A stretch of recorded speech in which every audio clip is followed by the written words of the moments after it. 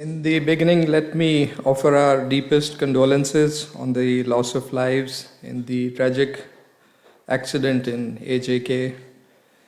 Let me also reiterate our strong condemnation of the terrorist attacks in Kabul on 2nd November.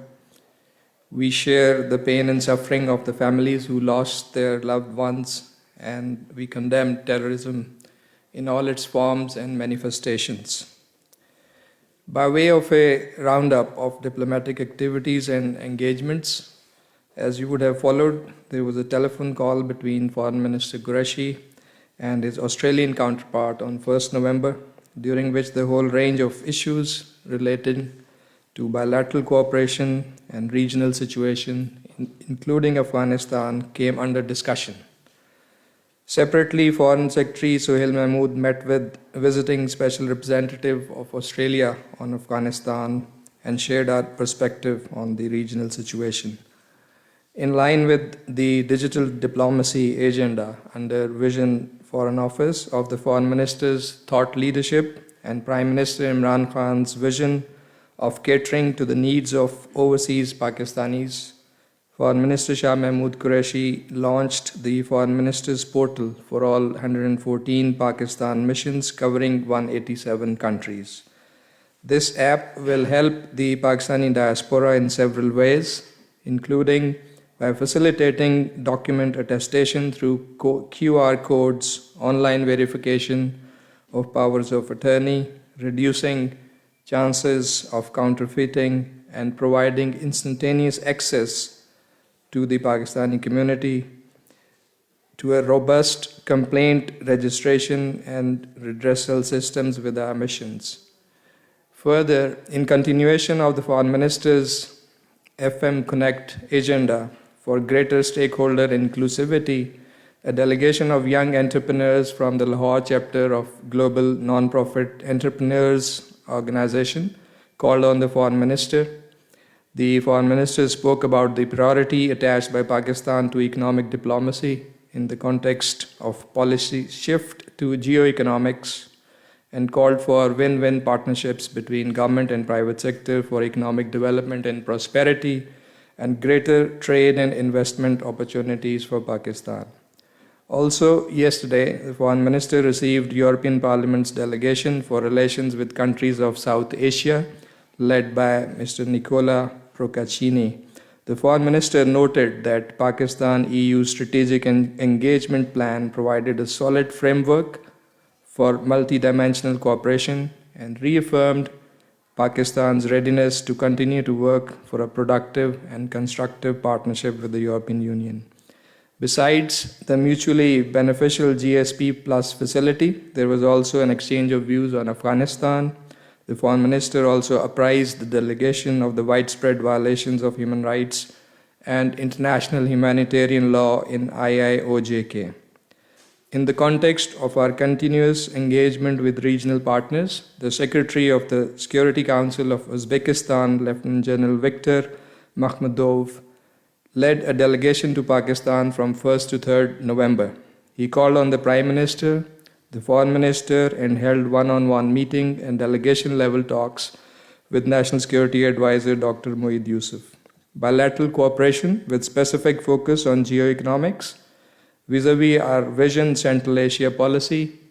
Besides regional issues including Afghanistan were discussed in various interactions during this visit. The two sides also signed a protocol to establish a joint security commission. Last week, as you would have followed, we also commemorated the 76th anniversary of the founding of the United Nations. Foreign Secretary Suhail Mahmood, speaking on the occasion, noted Pakistan's constructive contributions to the work of the UN in promoting the UN Charter principles, peacekeeping, refugee protection, humanitarian action, climate change, and international cooperation for sustainable development. Notably, he also underscored that the people of Jammu and Kashmir awaited the exercise of their inalienable right to self-determination as promised to them by the resolutions of the UN Security Council. Coming over to the situation in Indian illegally occupied Jammu and Kashmir. Ladies and gentlemen, we are deeply concerned over the grave situation in IIOJK with continuing widespread violations of human rights and international humanitarian law by the Indian occupation forces. In continued acts of state terrorism, Indian troops martyred 22 Kashmiris during the month of October in IIOJK. The people of the occupied territory continue to suffer under India's brutal military siege.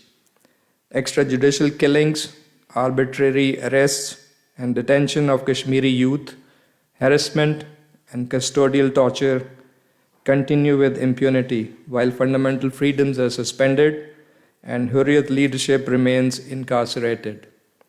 It is condemnable that Kashmiri students continue to be penalized, threatened, and persecuted by India over a cricket match between Pakistan and India.